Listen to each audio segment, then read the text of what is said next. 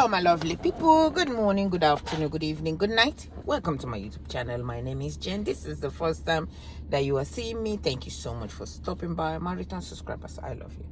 I'm just coming back from a doctor's office. I have a mammogram appointment today, so I'm just coming back. But I'm not happy. I'm very, very upset.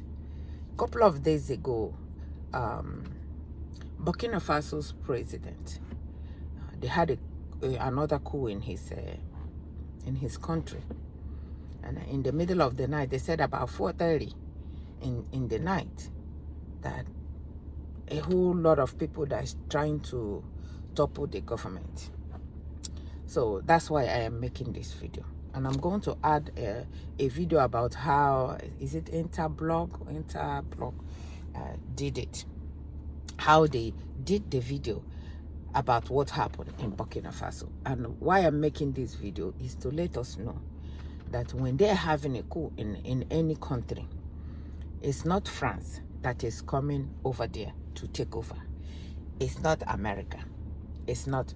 But these people, the West, will use the people of Burkina Faso or whatever country that is happening.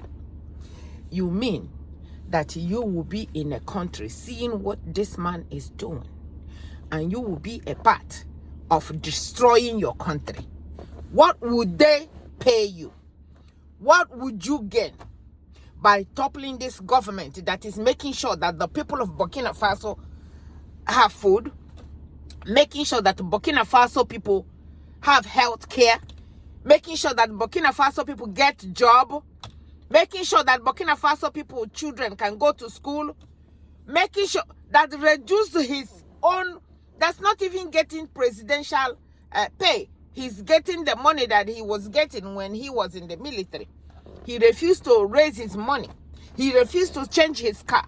He refused to do anything. He's using a used car that is cost $12,000 in the market today. And they will promise you to go and topple this government. That means you don't like your country. I pray to God that you will be found, whoever it is that they are using.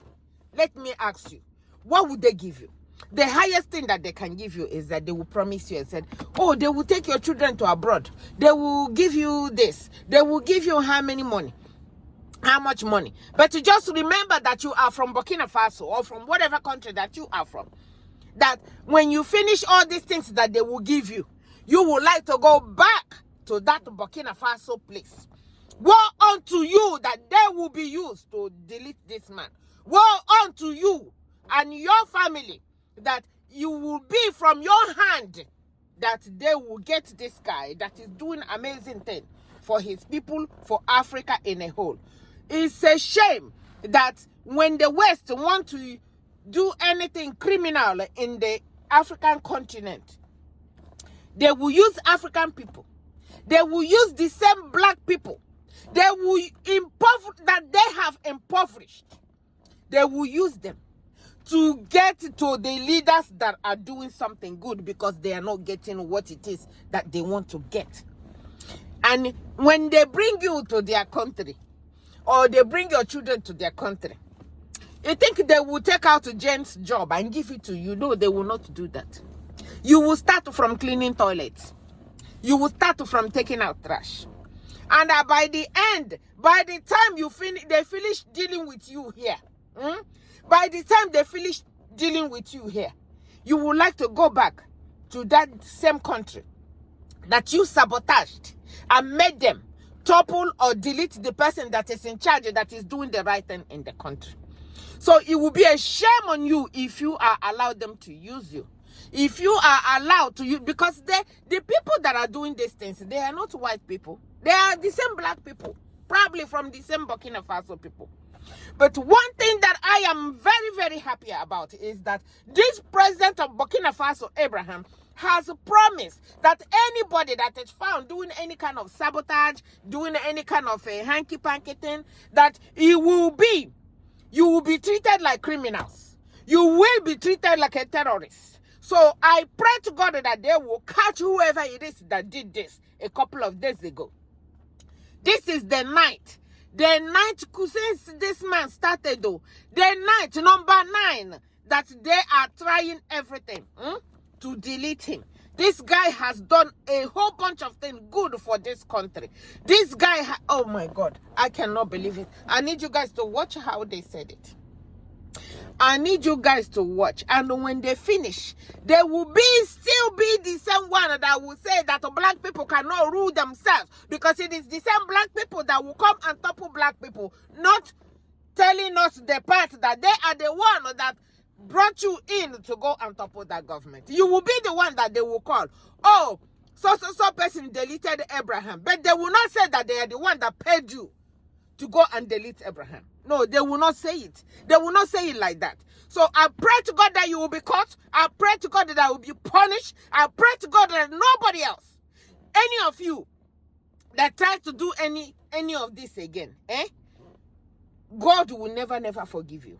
God will never forgive you. So please, my brothers and my sisters, from every part, from wherever you are from, as good as this man is, please let us pray for him. Let us shield him with the blood of Jesus Christ. The only one and only that can save you. He is the only one that is making these people known so that he can see what is happening, to what is about to happen to him. It is God that is doing it. Because it's only few people that survive coup up to 9 times. And he has survived it. It's because God is on his side. Because he is doing the right thing. And everybody that have put their hands in trying to delete him will be destroyed. Your family member, you guys will not amount to anything if this is what you guys want. Even if you go to abroad, even if you don't want to come back again, the day you are there, the day you are not here anymore, they will still bring your body back to the same Burkina Faso. You want your country to remain impoverished. Impoverish the people that produces oil, mineral, all manner of gold and all that. And they cannot use what they are producing to fix their country. That's how you want your country to be. It is a big shame. I saw it and I could not even control myself. I said, let me put it out here. Woe unto you that you will be used to destroy a fellow African person. Because guess what? At the end, they will still call your name and said, these African people, they cannot take care of themselves because it's the same African people that are deleting African people. Shame on you. And I trust Abraham that Abraham will find everybody that did this. And when you are found, you will be treated like a criminal that you are. From me to you. Thank you so much for watching. A genuine patriot and revolutionary leader emerges, dedicated to safeguarding their nation from the control of Western powers. A pattern often emerges. Imperialists, threatened by the potential disruption of their interests, have been known to covertly orchestrate efforts to remove such leaders from power. These machinations sometimes involve the manipulation of events in such a way that implicates individuals from within the same community, attempting to create a narrative where a black person is seen as responsible for the downfall of another black leader. This insidious tactic not only serves to further destabilize regions, but also perpetuates a narrative of internal conflict and division that benefits the agendas of external actors seeking to maintain control and influence. Yesterday in Burkina Faso, at approximately 4:30 p.m. GMT, a distressing event unfolded at the presidential palace when an individual launched a sudden and violent attack on the guard station there. The harrowing sound of gunfire pierced the air, sending shockwaves through the surroundings and instilling a sense of fear and uncertainty in the area. Despite the chaos that ensued, the quick and decisive action of the soldiers present helped to swiftly regain control of the situation, preventing further escalation of violence. This alarming incident marked the latest in a series of assassination attempts in Burkina Faso, with Captain Ibrahim Traoré having narrowly survived 8 previous attacks before yesterday's terrifying act of aggression. This brings the total number of assassination attempts against Traoré to a staggering 9 in less than 2 years. In a poignant display of solidarity and support for their president, the youth of the civil vigil in Burkina Faso took to the streets at night. Standing united and resolute, these courageous individuals braved the darkness to stand watch and reaffirm their unwavering loyalty to the government. Their actions exemplified the deep admiration and dedication that the Burkinabe people hold for their leader, illustrating a profound willingness to protect and defend their country's sovereignty and stability in the face of adversity. So the ongoing situation with Ibrahim Traoré bears a striking resemblance to the tragic events surrounding Thomas Sankara, albeit with a transformative and revolutionary twist. In the 1980s, Thomas Sankara took a bold stance against colonial France by expelling them from his country and initiating a series of transformative reforms aimed at restoring dignity to his people. He was celebrated as a liberator, a visionary leader determined to uplift his nation. However, Sankara's unwavering commitment to preventing the exploitation of his country's resources by colonial powers, akin to how Libya flourished under Gaddafi's rule, made him a target for those who benefited from such exploitation. It is no secret that many African nations must break free from the cycle of exploitation and neocolonial control in order to truly prosper. By standing up to France and demanding autonomy over their resources, Sankara challenged the status quo and posed a threat to the interests of powerful external forces.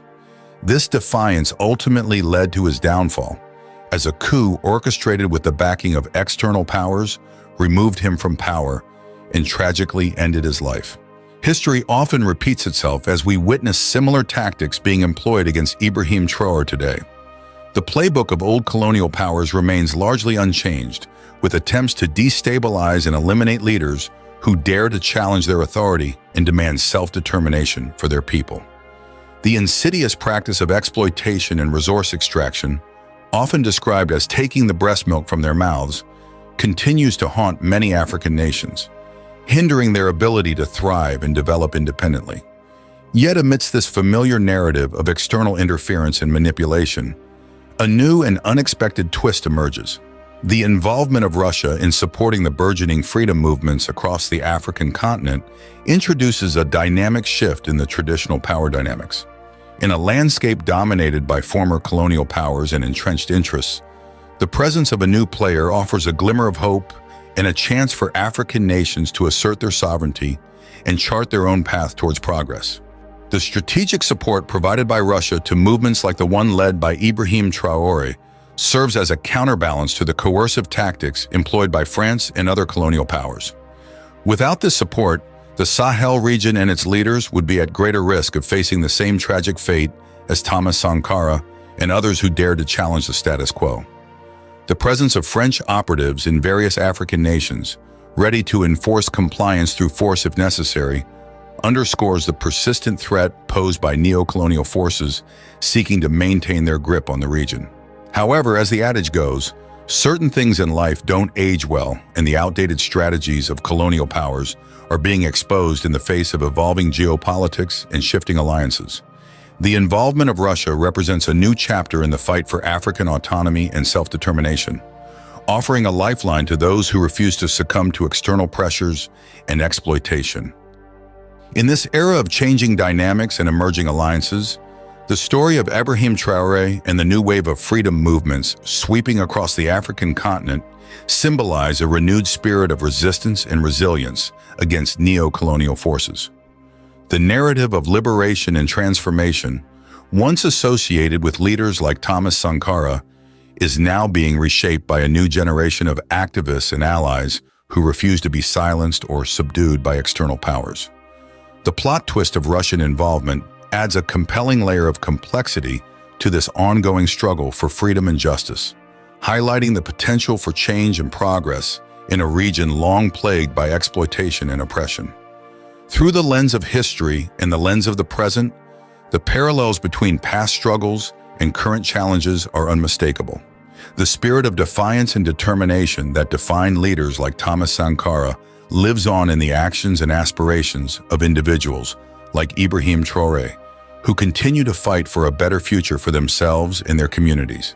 And with the support of allies like Russia, who stand in solidarity with the cause of African liberation, the tide may be turning in favor of those seeking to break free from the shackles of colonial domination and carve out a new path towards prosperity and self-determination. Curious about the recent coup attempt against Ibrahim Traoré, the shocking reason behind it is truly beyond imagination. In no uncertain terms, President Ibrahim Traoré's tenure as interim leader of Burkina Faso has been pivotal.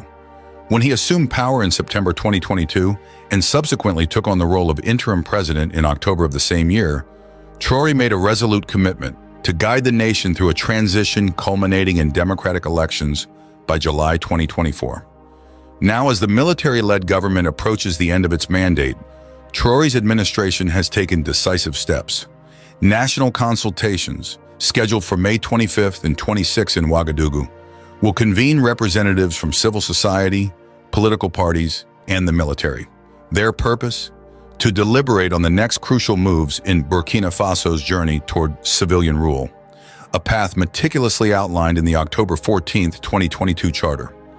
The unanimous approval by the 71-member Legislative Assembly for transition underscores the collective desire for transparency and citizen participation. The upcoming National Forum will empower the sovereign people to shape the transition's trajectory. Yet amidst these deliberations, one fact remains unambiguous. The citizens of Burkina Faso have unequivocally expressed their support for President Traore. On May 11, thousands gathered in Ouagadougou, affirming their endorsement of an extended transition period, a historic moment that reverberates with Traore's leadership. If the people of Burkina Faso want Ibrahim Traore to remain in power, it's clear that this is distressing news for Westerners who want Traore out. This may explain the recent unusual events in Burkina Faso, such as the coup attempt against Traore. Despite this, it's evident that the people support Traore. President Ibrahim Traore's leadership in Burkina Faso has been marked by a series of transformative actions, reminiscent of the revered Thomas Sankara's legacy.